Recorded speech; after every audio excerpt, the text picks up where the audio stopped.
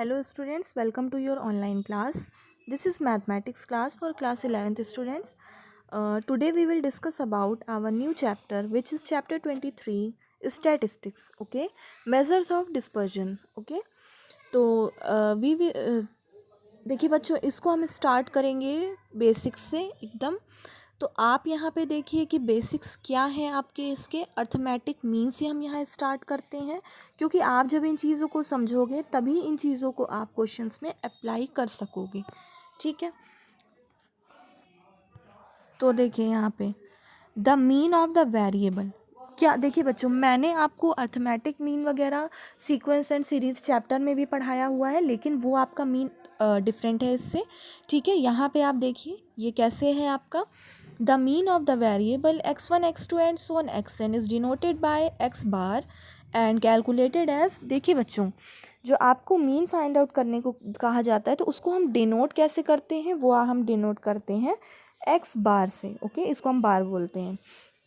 और कैलकुलेट करने का उसका मेथड क्या होता है, यहाँ पे आप ये चीज़ देखिए।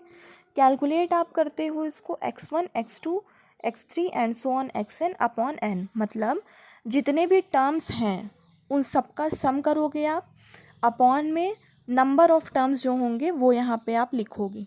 ठीक है, तो यहाँ समेशन एक्स आई का मतलब है कि जितने आपके टर्म्स हैं उन सबका सम, समेशन मतलब होता है आपका सबका सम। ठीक है, पूरे टर्म्स का अपॉन नंबर ऑफ टर्म्स, उससे डिवाइड करोगे। मान लीजिए जैसे मैंने 5 टर्म दे दिया, 1 2 3 4 5। ओके, एग्जाम्पल के तौर पे हम बता रहे हैं।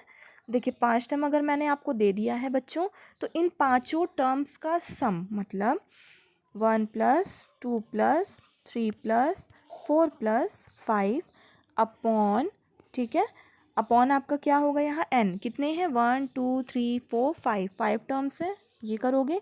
और इन सब का सम करने के बाद अपॉन 5 करने पर जो भी आपको आंसर मिलता है वो आपका होता है अर्थमेटिक मीन, जिसको हम x बार से डिनोट करके लिखते हैं। ठीक है, अब देखिए बच्चों, इसका शॉर्टकट मेथड है एक। अगर आपसे पूछा जाए तो यहाँ आप क्या करोगे, x bar is equal to a plus summation of d upon n। ठीक है, तो यहाँ पे a जो आपका है वो अज्यूम्ड मीन है, मतलब मीन आपका कहलाएगा। ठीक है, मीन मतलब आप जानते हो ना, माध्य होता है आपका। ठीक है, इसको बच्चों क्वेश्चन में आगे करेंगे तो ये चीज़ें आपको बहुत अच्छे से क्लियर होंगी। ठीक, डी आपका जो आएगा इसमें एक्स आई माइनस ए, मतलब एक्स आई मतलब जितने भी टर्म्स हैं आपके वो, माइनस ए मतलब मीन। ठीक है, ये आपका शॉर्टकट मेथड है, इस तरीके से भी आप कर सकते हो। ठीक है, अब आगे देखिए मीडियन क्या होता है बच्चों। यहाँ पे मीडियन आपका होता है the median of the given data denoted the exactly middle value of the observation. ठीक है, देखिए मीडियन आपका होता है, अगर पूरा डाटा आपको दिया गया, डाटा इन द सेंस आपको कोई सीरीज़ दी गई हो यहाँ पे, तो उसका जो बिल्कुल मिडिल वाला टर्म होगा वो आपका आता है मीडियन। ठीक है, मान लीजिए मैंने कोई सीरीज़ आपको यहाँ दे दी है, ये सीरीज़ आपकी है 1 3 5 7 एंड 9। ओके, ये आपकी सीरीज़ है। इसमें जो मिड का डाटा है, मीडियन मतलब फर्स्ट सेकंड थर्ड इधर से, फर्स्ट सेकंड थर्ड इधर से, मतलब दोनों साइड से हमें गिनने पे बीच में 5 मिल रहा है, तो आपका मीडियन क्या होगा, मीडियन आपका होगा ये 5। ठीक है, ये होगा आपका मीडियन यहाँ पे। ठीक, तो बच्चों देखिए इस तरीके से हम इसे ये होता है मीडियन आपका। अगर हमें पूछा जाए to find the median, first arrange the given data in ascending or descending order, then use the following formula। अगर बच्चों देखिए, ये तो मैंने जो सीरीज़ दी थी ये आपकी सिस्टमैटिक थी, बट अगर कोई आपको सीरीज़ दी जाए जो सिस्टमैटिक ना हो, मान लीजिए मैंने ऐसे दी है 1 5 9 6, सॉरी 6 नहीं, देखिए 1 5 3 7 एंड 9 ये होता, तो आप इन्हें कैसे करते, इसके लिए पहले आप इन्हें बच्चों अरेंज करते असेंडिंग ऑर्डर या डिसेंडिंग ऑर्डर में, जिस भी तरीके से आपको दिया गया हो। ठीक है, अरेंज करने पे क्या मिलता, 1 3 5 7 एंड 9 ये मिलता आपको। ठीक है, उसके बाद आप मीडियन के फॉर्मूले का यूज़ करते n+1 अपॉन 2 टर्म्स। ओके, ये आपका फॉर्मूला यूज़ होता है यहाँ पे। अब बच्चों देखिए, अगर आपका एन इवन हो, सॉरी एन अगर आपका ऑड हो तो आप कैसे करोगे? अगर आपका एन ऑड होता है, ऑड नंबर्स में, तो आप इन्हें इस तरीके से करते हो, इस फॉर्मूले का यूज़ करके। और अगर एन आपका बच्चों इवन होता है तो उन्हें आप कैसे करते हो? N by second term plus n by second plus first term upon 2। अगर एन आपका इवन है तब, मतलब जितने भी टर्म्स हैं अपॉन 2 और n by 2 plus 1 term. Okay, इस फॉर्मूले का आप यूज़ करते हो। ये दो फॉर्मूले हैं, ये ऑड के लिए, ये इवन के लिए। ठीक है, ऑड और इवन आप समझ रहे होगे। अगर देखिए 1 2 3 4 दिया हुआ है तो आप जानते हो ये 4 टर्म है, 1 2 3 4, तो ये आपका क्या है? इवन। ठीक है, अगर हमने यहाँ 5 भी लिख दिया तो ये बच्चों आपका क्या है? ऑड। ओके, तो ये आपका है तरीका सॉल्व करने का। ठीक है, अब आगे देखिए क्या है? डिस्पर्जन। आपका डिस्पर्जन क्या होता है? It is a measure of variation. Variation मतलब आप जानते हो ना, चेंजेस, जो मतलब जैसे कुछ वैल्यू होती है, वेरी करती रहती हैं, चेंज होती रहती हैं, वो होता है variation. It measures the spread of the observe values of a distribution around the central value. Central value से हम इसे, ठीक है बच्चों, ये आपका है। Commonly they are of 4 types. Dispersion आपका कितने टाइप का होता है? 4 टाइप का होता है। एक होता है रेंज, एक होता है आपका quartile deviation, third is mean deviation, fourth is standard deviation. Okay, ये आपका होता है। अभी हम जो डिस्कस करेंगे बच्चों, इसमें हमें मीन डेविएशन और स्टैंडर्ड डेविएशन पढ़ना है। ठीक है, हमें रेंज और ये चीज़ें नहीं पढ़नी है, हमें ये दोनों देखना है, थर्ड और फोर्थ पॉइंट। ठीक है, अब ये समझिए कि मीन डेविएशन क्या होता है। Mean deviation of a distribution is the arithmetic mean of the absolute deviation of the terms of the distribution from its statistical mean, arithmetic mean, median और मोड।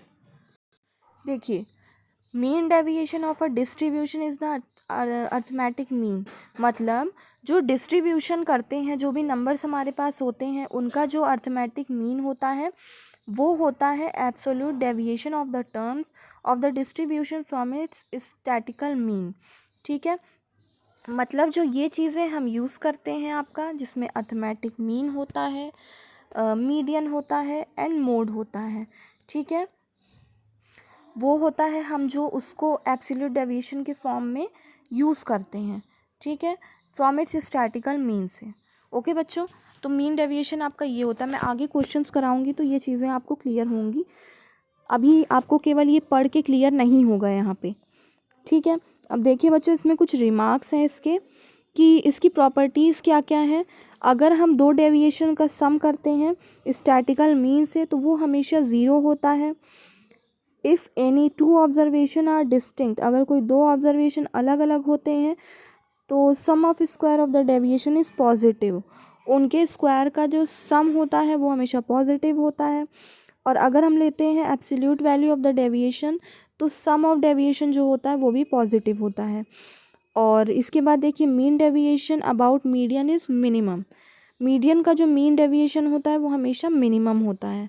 ठीक है बच्चों, देखिए ये आपने तो पढ़ा कि मीन डेविएशन मिनिमम होता है। अब ये आप समझिए कि मीन डेविएशन होता क्या है, हम उसे निकालते कैसे हैं, क्या चीज़ें हैं ये। ठीक है, देखिए mean deviation of a simple distribution, ये क्या है आपका?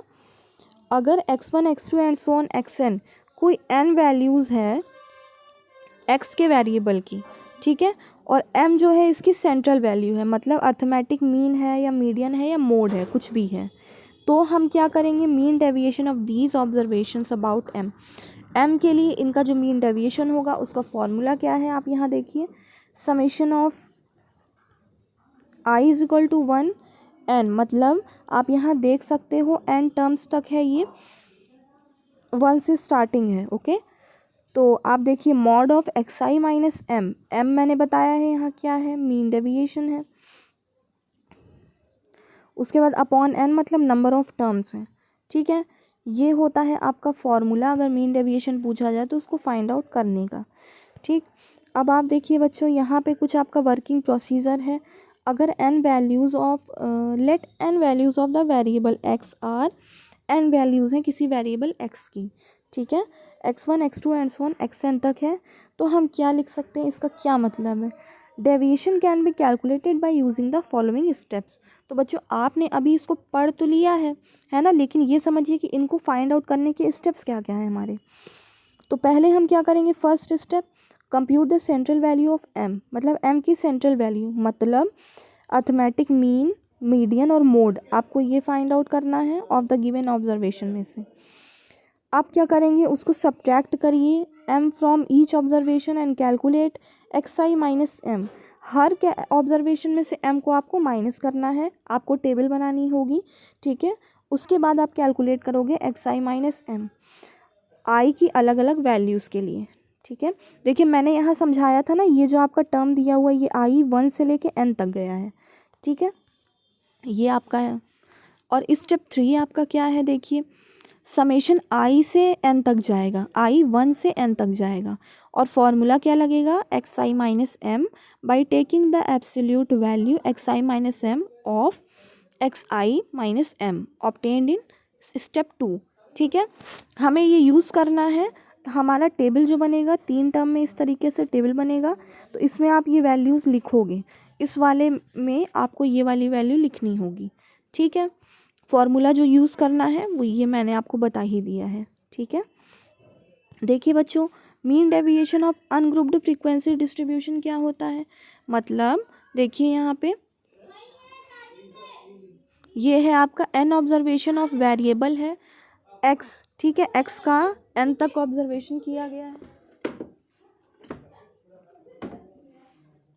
ठीक है, x1 x2 and so on xn, ये आपका है विथ करस्पॉन्डिंग फ्रीक्वेंसीज, इसकी फ्रीक्वेंसी क्या क्या है, f1 f2 f and so on fn, ठीक है।